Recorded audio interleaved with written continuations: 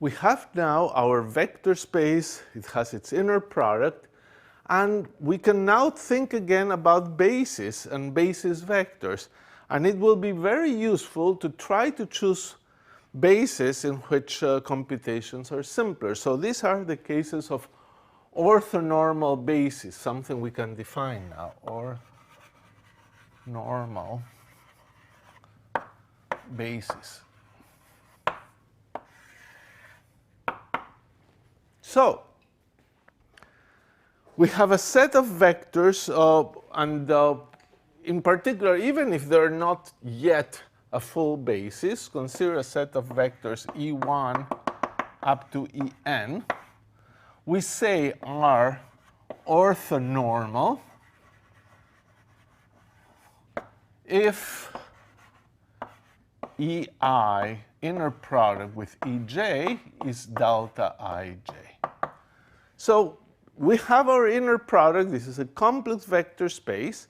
And now, if we have a collection of vectors, if each vector is orthogonal to the rest, the inner product will be 0 with them. And with itself, they're normalized. So normal comes from normalized ortho for orthogonal.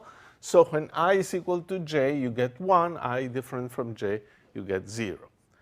Now, for a vector, if you consider a vector of the form a1 e1 plus up to an en, the length squared of this vector is easy to compute. So the length squared, v squared, would be, as we wrote before, v with v, the inner product of v with v. And that would be, I can write it, a1 e1 all the way to an en, comma, a1 e1 all the way to an en. And now I have to evaluate this. So I have this inner product. And remember, by homogeneity on the right, I could just expand all this times the first, all this times the second, all this times the third.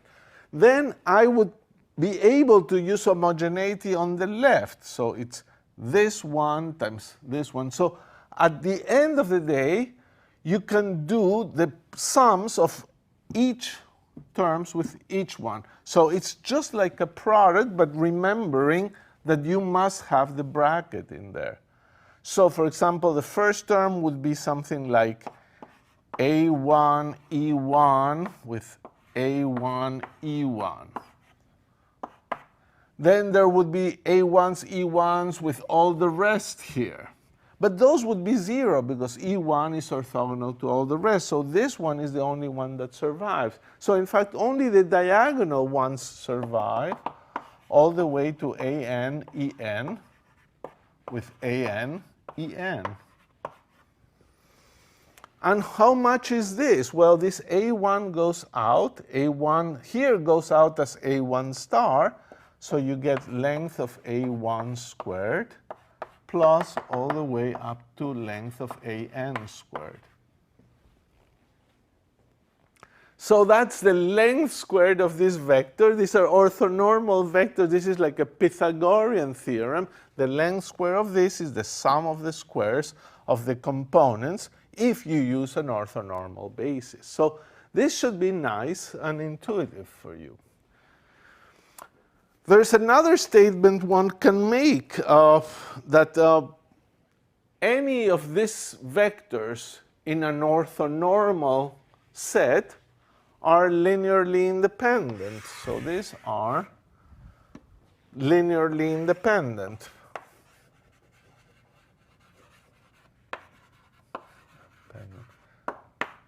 This seems very natural given our intuition of perpendicular vectors are linear independent, parallel ones are not. But how do we make this precise? Well, you would have to show that a1 e1 plus all the way to an En equals 0 means that all the coefficients are 0. Well, but if this vector is equal to 0, it must have 0 length. And the length is a1 squared plus up to an squared. And if this is 0, a1 is 0, a2 is 0, an are 0. So this implies indeed that a1 is equal to a2 is equal to an equal to 0.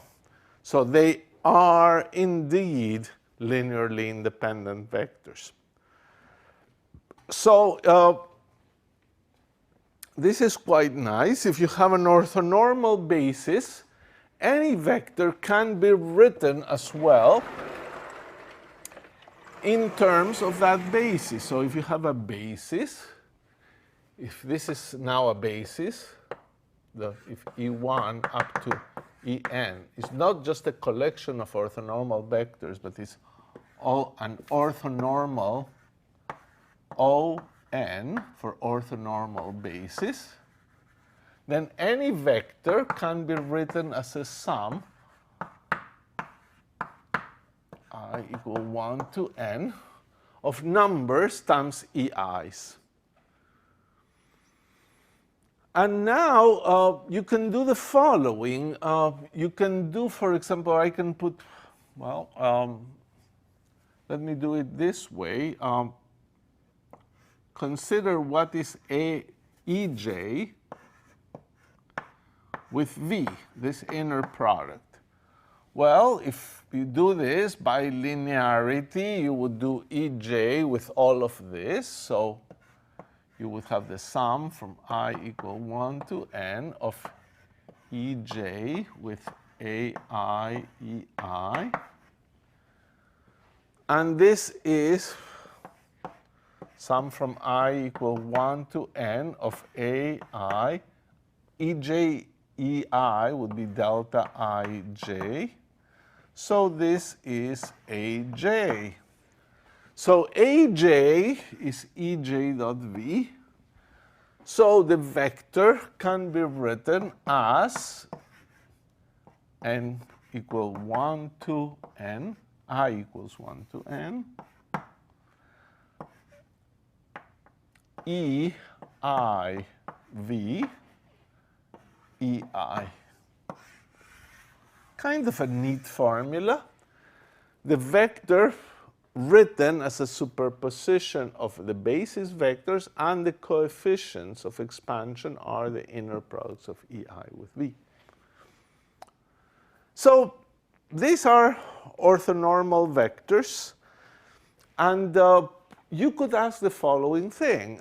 By our general discussion when we started with complex vector spaces or real vector spaces, you had a basis. You can show that basis exists. Now suppose you've got a basis, you could ask, well, can I get an orthonormal basis? And the answer is yes. You can always start with an arbitrary basis and turn it into an orthonormal basis. The procedure is so useful and very practical in general that you many times just follow it, and it's called the Gram-Schmidt orthogonalization procedure. So the statement from Gram and Schmidt, Gram-Schmidt, S-H-C-M-I-D-T.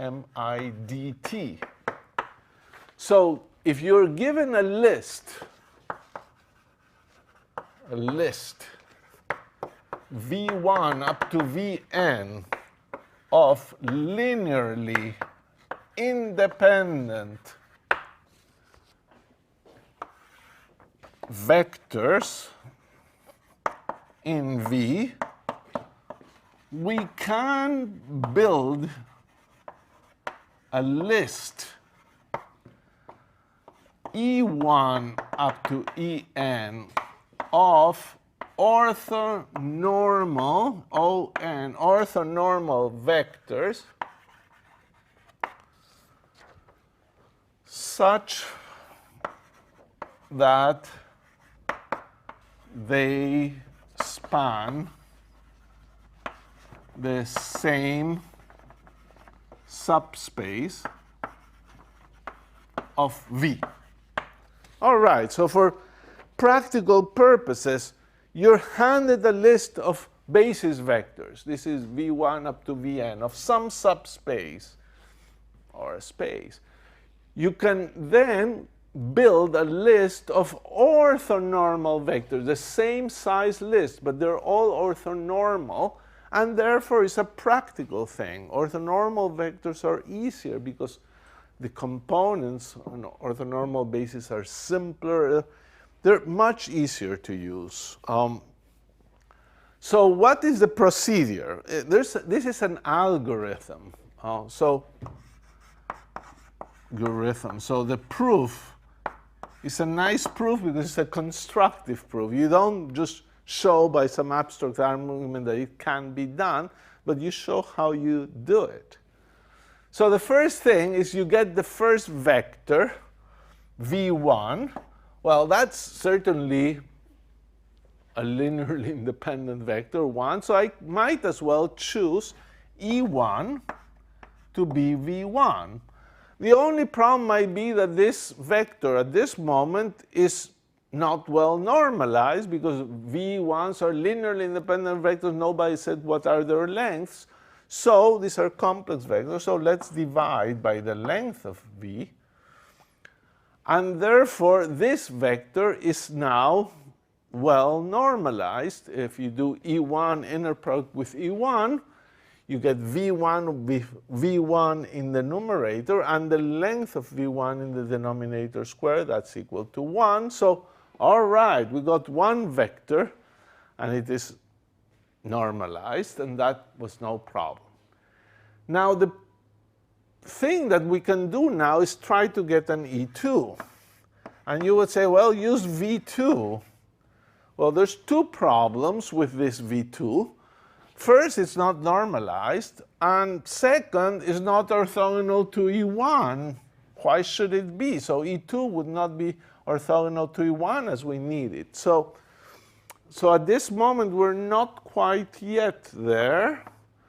So what can you do? Well, V1 and V2 are linearly independent. So you can say, well, take a little bit of this vector out. So let's take a little bit minus alpha or plus alpha E1 in here. So you're putting a little bit of E1. You don't know how much, but maybe we can fix that in such a way that this is orthogonal to E1 now. So alpha is how much? We don't know. So about now we try E1 with E2 is E1 with V2 plus, you have an E1 with this, so it would be alpha E1 with E1. So that's 1. So actually, if I want this to be orthogonal, I got what alpha is, and alpha is minus E1 dot V2. So I'm almost done here. I apparently can set E2 equals to V2 minus E1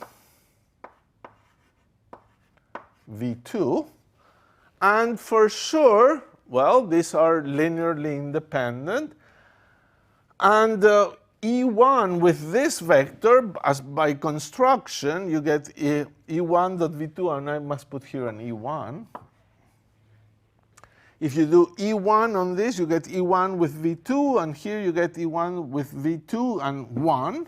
So yes, this is orthogonal to E1, but doesn't have a unit length. So we'll put the norm of the vector. That's not a problem anymore. So I'm writing in the denominator exactly what I had in the numerator.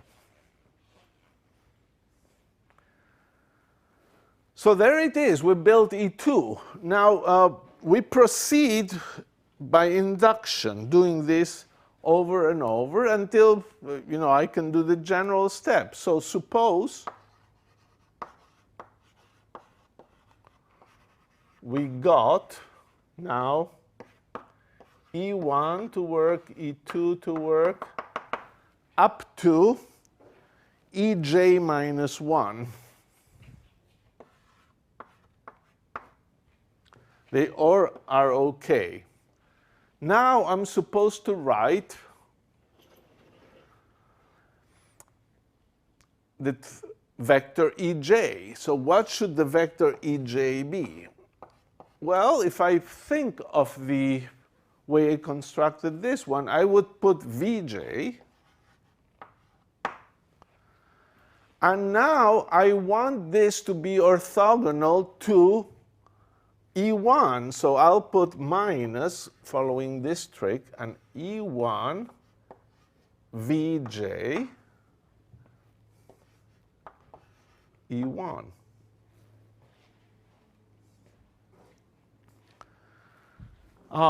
I want it to be orthogonal to E2. So I would put minus E2 Vj E2. And I want it to be even orthogonal to Ej minus 1. So I would go up to the last term, would be minus Ej minus 1 Vj Ej minus 1.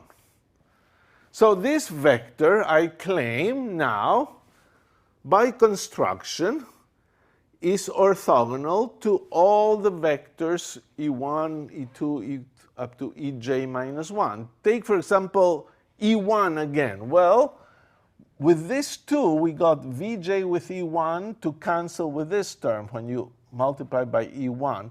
But E1 multiplied by any of these ones is 0. So E1 works. With E2, the E2 inner product with Vj gets cancelled by this term, but E2 is orthogonal to all the rest, and that with all of them. So at this moment, yes, I have a vector now that is linearly independent to all the other ones and is orthogonal to all E1, E2 up to Ej minus 1. The only thing, it is not normalized, so I must divide by the norm of the vector. So I'll write here same. I don't want to copy all that stuff. So whatever you see in the numerator, it should be in the denominator.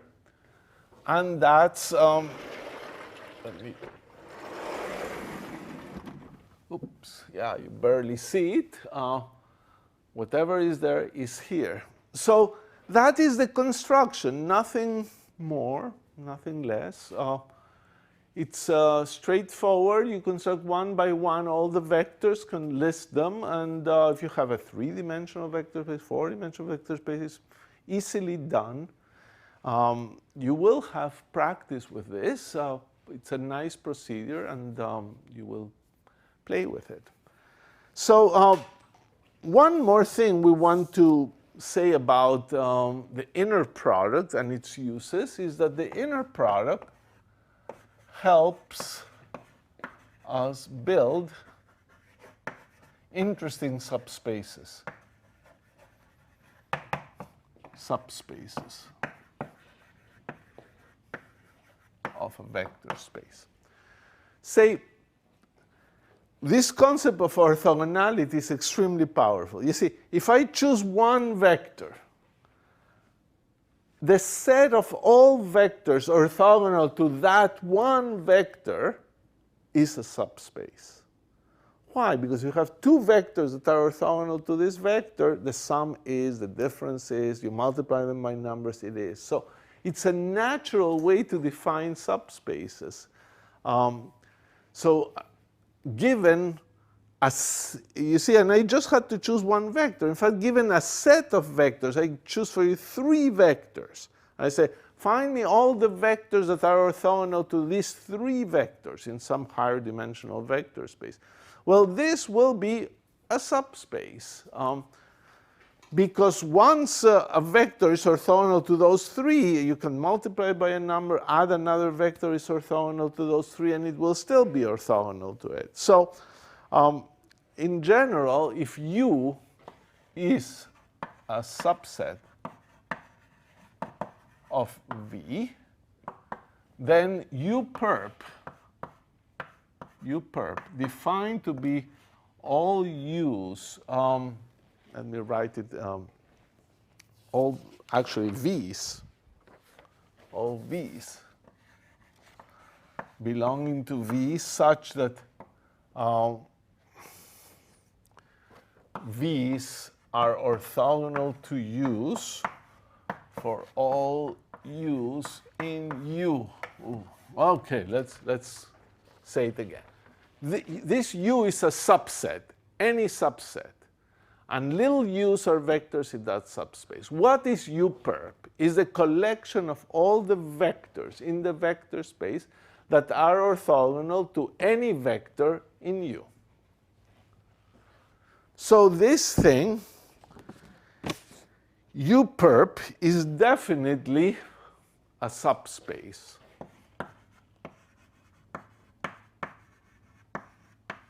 of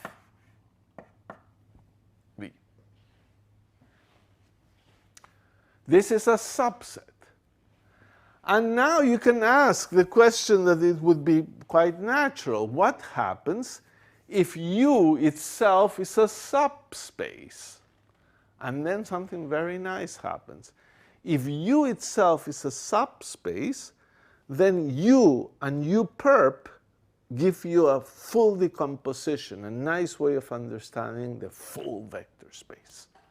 It's a very nice result. So let me state it. If U is a subspace of V, then V is equal to U direct sum with U perp. The whole vector space is the direct sum of U and the orthogonal space U perp. So it's called an orthogonal complement. So any vector space can be split into a subspace plus its orthogonal complement. Something intuitively you know, a three-dimensional space, the xy plane and the z vector together would give you a decomposition that is orthogonal of the space. So this is a really nice result. So let's try to understand it. So understanding means prove it. Nothing else and nothing more. So, so how do we do it? What does it mean that V is a direct sum of those spaces? What concretely does it mean? It means that every vector in V can be written as a sum of one vector here and another vector here. But it's more than that. It should be a unique way of writing it that way, which is to say that there should be no ambiguity in how you decompose any vector here. And therefore, what should happen is that the intersection of these subspaces, and this is something we discussed when we define the direct sum, should be the zero vector. The only vector that is in both subspaces is the zero vector, because if there would be a vector in both subspaces, you can get ambiguities. So let's try to see how this goes. Suppose E1 up to En is a basis of for U.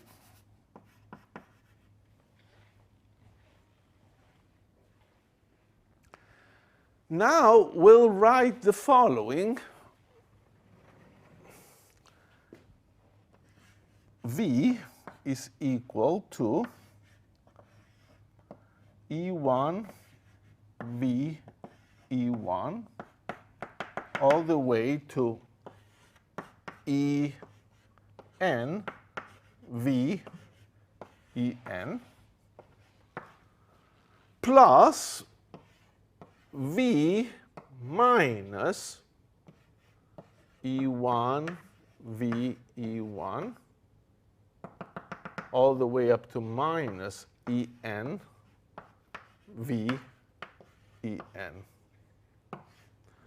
I wrote something that is trivially true. I have a V here, and everything else cancels. So E1, V, E1, up to En, V, En are repeated here.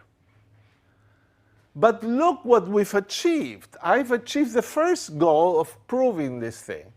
I claim that this vector is in U, belongs to U.